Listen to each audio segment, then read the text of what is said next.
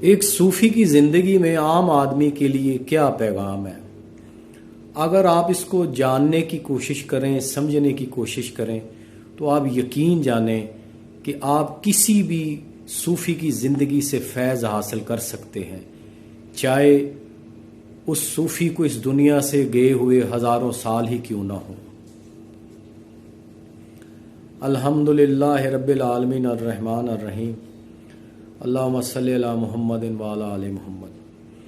तसव्वुफ़ के जोहरी पहलू के सिलसिले में आज का वाक़या और आज के वाक़े का जोहरी पहलू, हज़रत शाह शुजात किरमानी रहमतुल्लाह अलैह, बहुत बड़ी अल्लाह की हस्ती, बहुत बड़े बरगज़ीदा बंदे और औलिया अल्लाह में से। तज़किरतुल औलिया में उनका ज़िक्र हज़रत ख्वाजा फ़रीदुद्दीन अतार रहमतुल्लाह ने बयान फरमाया है। वो फरमाते हैं कि शाह किरमान ने आपकी साहबजादी के लिए निकाह का पैगाम भेजा, क्योंकि आप भी शाही ख़ानदान से थे, लेकिन फ़कीरी अख्तियार की, सब कुछ ऐश व इशरत छोड़कर अल्लाह का रास्ता अख्तियार किया। तो जो शाह किरमान था उसने आपकी साहबजादी से निकाह की ख्वाहिश ज़ाहिर की, तो आपने 3 यौम की मोहलत मांगी और 3 दिन इस नीयत से मस्जिद में चक्कर काटते रहे कि कोई दरवेश कामिल मिल जाए। आखिर तीसरे दिन एक दरवेश मिल गया जो खुलूस दिल के साथ इबादत में महव था। आपने उससे पूछा, क्या तुम निकाह के ख्वाहिशमंद हो? उसने कहा, मैं तो एक गरीब आदमी हूँ, मेरे पास तो मालो ज़र भी नहीं है।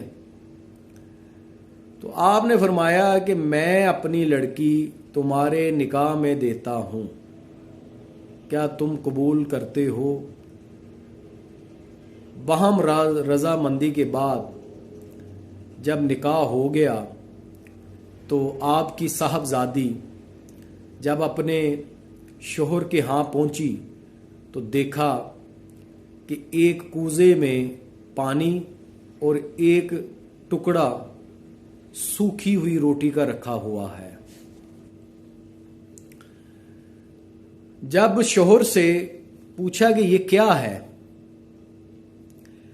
तो उन्होंने कहा कि आधा पानी और आधी रोटी कल खाई थी और आज के लिए बचा रखी है। ये सुनकर बीवी ने अपने वालिदैन के यहाँ जाने की ख्वाहिश जाहिर की, तो शोहर ने कहा कि मैं तो पहले ही जानता था कि एक शाही ख़ानदान की लड़की फ़कीर के साथ गुजारा नहीं कर सकती।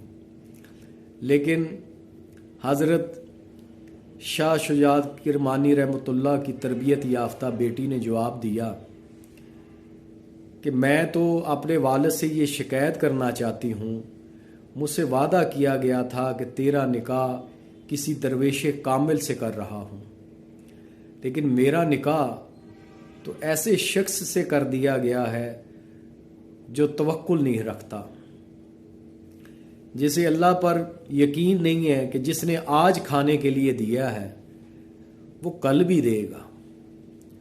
अगर वो आज हमारा अल्लाह है तो कल भी वही अल्लाह है।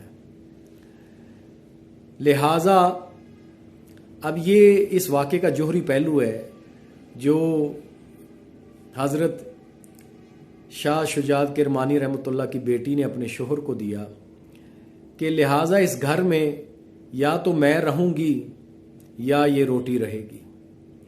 तो इस वाक़े का जो जोहरी पहलू है, उस सबसे पहली बात तो ये है कि तरबियत। अब आपने देखा कि ये एक सूफ़ी की तरबियत जो है ये बोल रही है इस जुमले में कि ये मुमकिन नहीं है कि एक अल्लाह का दरवेश, एक अल्लाह का सूफ़ी बरगज़ीदा आदमी, उसने अपने आप को चेंज करने के बाद ये मुमकिन नहीं है कि वह अपने घर वालों को भी चेंज ना करे। यानी अपनी ज़िंदगी में तब्दीली लाने के बाद ये मुमकिन नहीं है कि वो अपनी आलो अयाल के अंदर तब्दीली पैदा ना कर सके।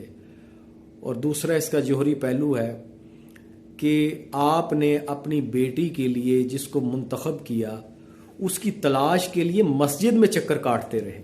अंदाज़ा करें आप, यानी वो कहा जाता है ना कि रिश्ते में जो है ना मज़हब लाजमी देखा करो, यानी मस्जिद में चक्कर काटना कि मस्जिद में कोई अल्लाह का दरवेश कामिल मुझे मिल जाए जिसके साथ मैं अपनी बेटी का निकाह करूं, उसकी तलाश का जो मरकज़ है वो आपने मुंतखब किया मस्जिद को।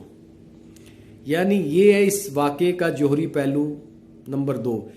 तीसरा तवक्कुल, आपकी बेटी की जो तरबियत थी और जिस तवक्कुल के साथ आप आईं, और वही तवक्कुल जो है ना आपने अपने शोहर को मुंतकिल किया।